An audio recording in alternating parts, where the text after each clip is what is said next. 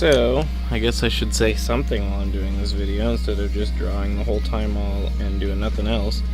I am looking forward to this year in WWE. They really have shown like they're putting forth an effort to possibly improve the product.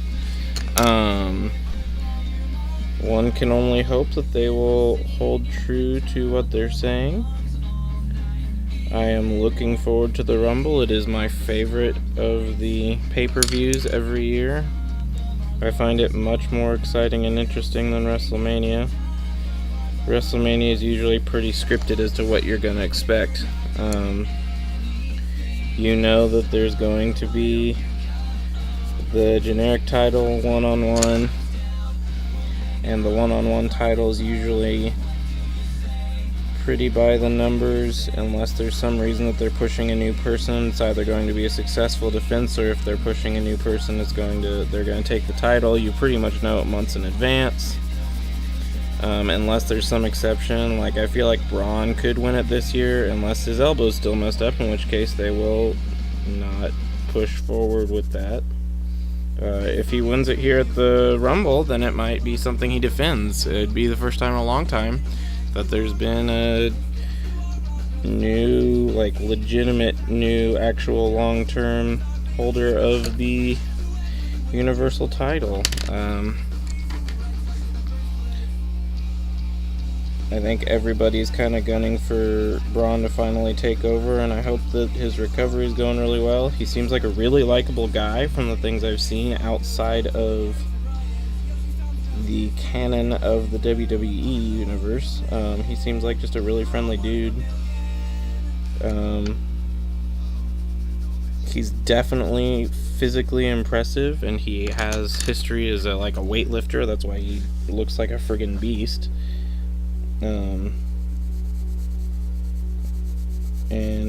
Yeah, it's pretty interesting that you have this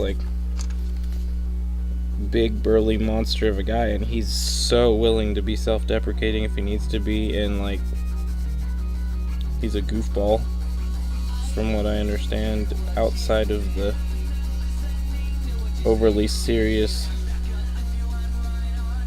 flipping over ambulances stuff. But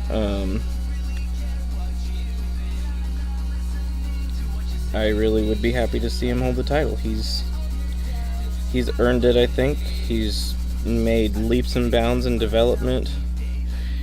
He seems like a pretty charming guy. He's definitely got the physique that will look like a champion. He's showed that he can do silly, he can do serious. I'm still entertained by the Nicholas thing. Some people were all mad about it. I thought it was hilarious. Thought it was fun. Tip of our tongues for so long, and I'm not even close to done. It's about time we had a stand up for yourself and no one else song.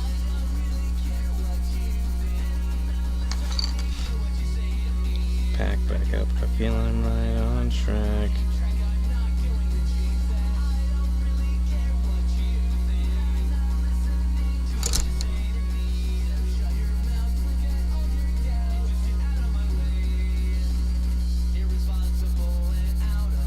So what's it to you that we never grew up? I'm super thrilled this year, going with WWE again. I'm super thrilled that Becky finally got the push I think she's deserved ever since I started watching again. All the people who are concerned about CM Punk coming back, it's never going to happen. I've heard people talking about it again and again on a lot of these videos of major returns for the Rumble and whatnot. If it happens, it happens. It'd be super impressive, but I have zero expectation of it happening. What I do think is, if Phil Brooks wants to move on, let him move on. If he wants to live his life, that's how it is now. But there are plenty of other wonderful talents that I really think have a lot of chance. I still am waiting for Sami Zayn's return. I think Sami could really, really do a great job as an underdog if they really do push this new change. They always have gunned for KO, and Kevin is a great performer, but Sammy has so much charm. So the fact that he got kind of left in the dust during this last couple years super disappointed me. Not holding a single title, he totally deserves a title. I'm hoping that with this change, finally seeing Zack Ryder again, I'd love to see Zack Ryder hold like a real serious title for a serious long time instead of just it being a transitional champion that lasts exactly one day. And then going back to The Miz, especially because I get why people like The Miz. Mike Mizanin is a very, very charismatic individual and can deliver comedy and serious very, very well. But he's so good at being bad that I like actually get irritated watching him, which I guess is doing his job, but it makes me not want to watch the program a little bit. So it's kind of one of those things you gotta toe the line, and I don't feel like it works for me. I like Miz more when he's outright silly, not when he's just a heelish heel. I really like Becky's current personality. Ronda has blown me away. I would have never expected that Ronda was going to be as good as she was. She's a really good performer. I'm sad for Nia.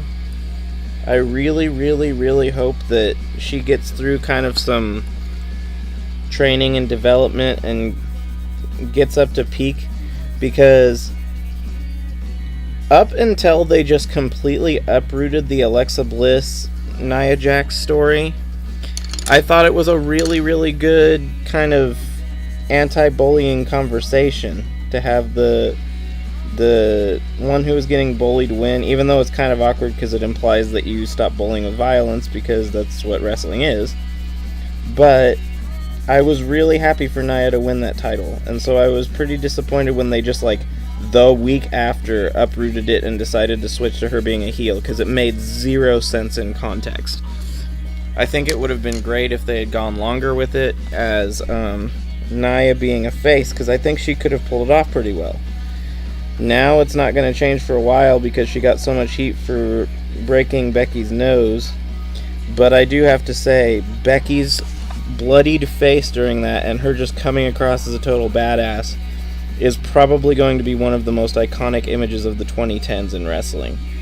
I mean, that picture is amazing. She just looks like a genuine 200% badass. And so it's one of those where, for everyone getting so mad about it, and it does suck that Becky had to miss pay-per-view because of it and all, but I think even Becky is happy that her image during that scene was so dominant and the blood just added to it, that I think that, well, one, I don't really think she holds any grudge against Nia. Mistakes are mistakes, even if she is considerably prone to them, it seems. I don't really think Becky seems to come across like she doesn't like Nia for it.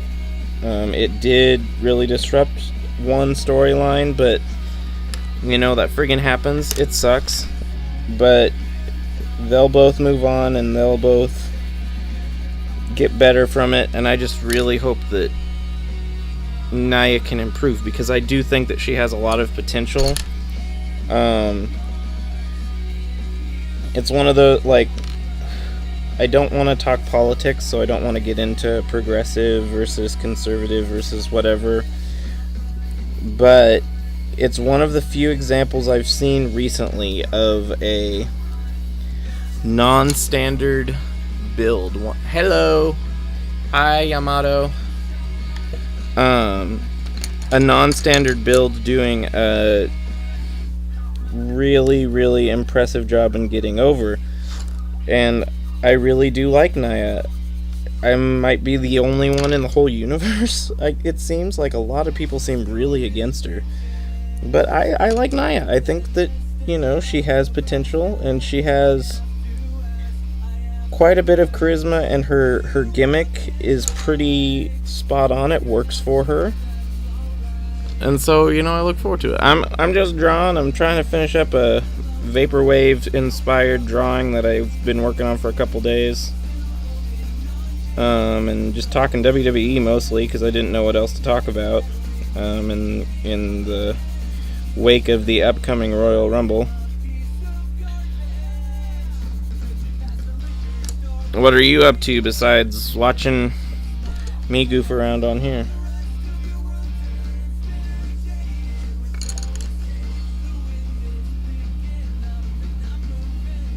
It's been so long, are you? Just seems so ordinary, so boring that it's scary.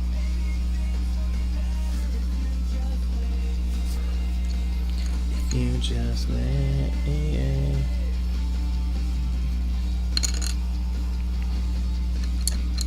Is this one? Yeah, this is the Crayola. This is the one I want. Yeah, you.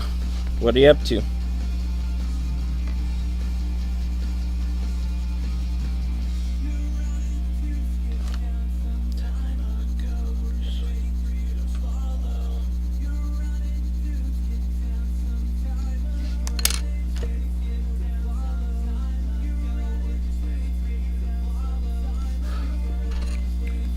Nothing at all?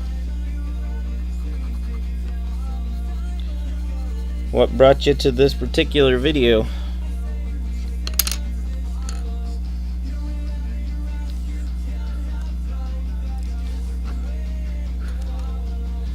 It's just the way it goes.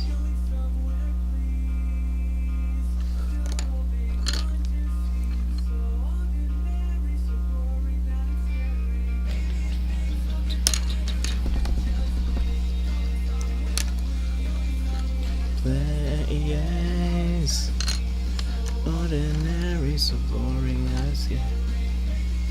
Forget better if you just wake up and just say forget it, and maybe we'd all feel a little bit better if you just leave.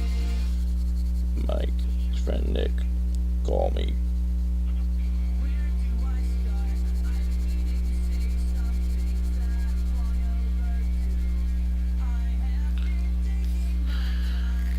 Right on. Oh, hey, Clockwork, yeah. He's a pretty good guy.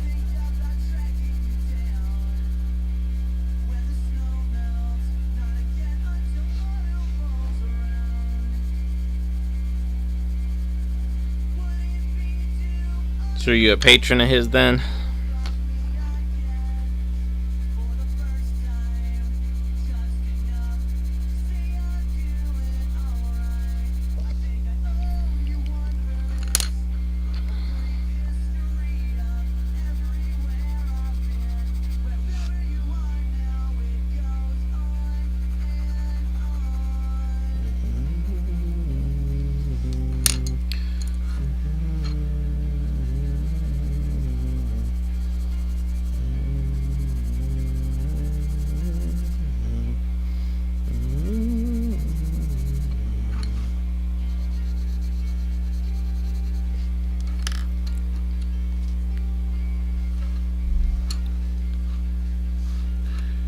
Yeah, you should definitely chat in the Discord there. There's some pretty cool guys. Clockwork himself's really cool. He's my DM. That's how I know him. He runs a pretty awesome D&D campaign, and I've had a lot of fun with it.